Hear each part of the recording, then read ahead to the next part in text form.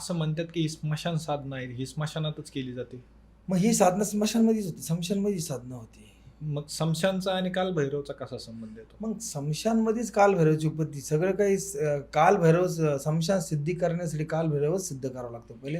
त्याच पुढच्या त्या काय खूप काही गोष्टी त्या पुढं सांगा ना तुम्हाला मी. कालभैरव सिद्ध केल्यानंतरच पुढच्या स्मशानी जी विद्या आहे ना, तामसिक विद्या आहे ना, या स्मशान विद्या आहे ना, असं नका म्हणू का तामसिकच विद्या केल्या जातं. कालभैरव चांगलं पण काम होता. कालभैरव हा भगवंत आहे, हा देव आहे. त्याच्या साह्याने खूप चांगले पण कामं होतात. म्हणजे ना लोहा लोहे को काटताय, तसं एखाद्याला बहारी बाधा आहे तर कालभैरवच्या साह्याने त्यांच्या गुरुमंत्रांनी ना समोरच्याचं कल्याणच होतं.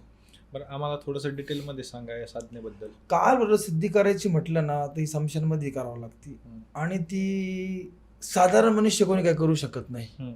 ज्याच्याकडे काही सिद्धी प्राप्त आहे, जो सिद्धी प्राप्त केलेली आहे, सिद्धीमध्ये त्याचे भरपूर वर्ष गेलेले आहे, असा एखादा नवीन माणूस आला आणि मला कालभैरव सिद्धी करायचं, ते होऊ नाही शकत. त्यासाठी तुम्हाला गुरुच्या सानिध्यात राहावं लागेल, गुरुभक्ती करावं लागेल. गुरुभक्ती झाल्यानंतरच तुम्ही कालभैरव सिद्धी करू शकता.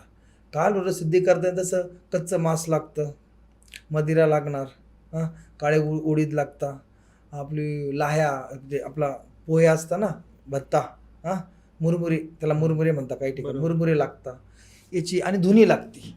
आणि ते 30 सिद्धी 65 दिवसाची असते आणि करताना गुरुच्या सानिध्यात होती. करताना जसं तुमचा गुरुला तुमच्या पाठीमागं बसावं लागतं आणि जे काही गुरुने मंत्र दिलेले असतात ते मंत्र बोलावं लागतं.